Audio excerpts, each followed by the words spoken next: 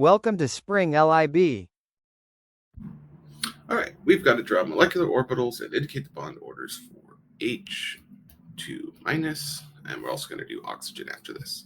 So as we know, the valence shell of hydrogen includes their 1s orbitals, 1s. So we're going to bring two 1s orbitals together to form a single bonding orbital and a single anti-bonding orbital. So we're bringing atomic orbitals together to form molecular orbitals.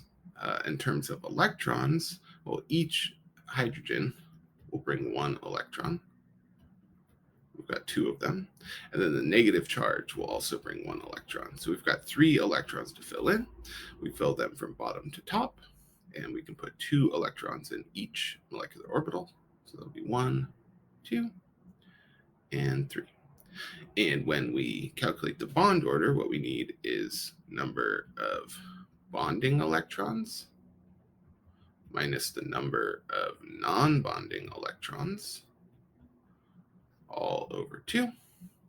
In this case, we've got 2 bonding electrons, so 2 minus 1 non-bonding electron over 2 gives us a bond order of 1/2. All right, let's continue with O2. Okay, as we know, oxygen's valence shell is 2s, 2p3. So we need to bring together 3p orbitals and a single 2s orbital. 2p, 2s.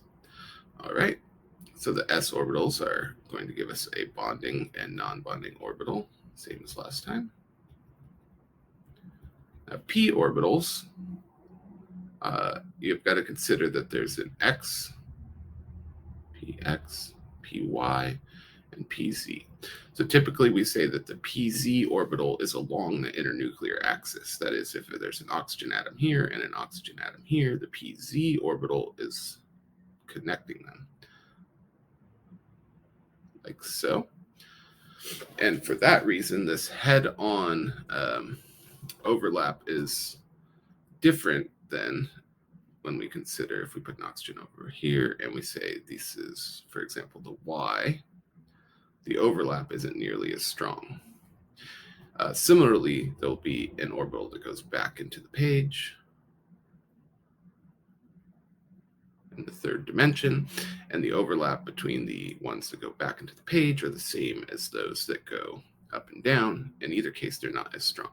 So what we actually end up with is a strongly bonding orbital and 2 less strongly bonding orbitals. Similarly, we get 2 less strongly non-bonding orbitals and 1 strongly non-bonding orbital.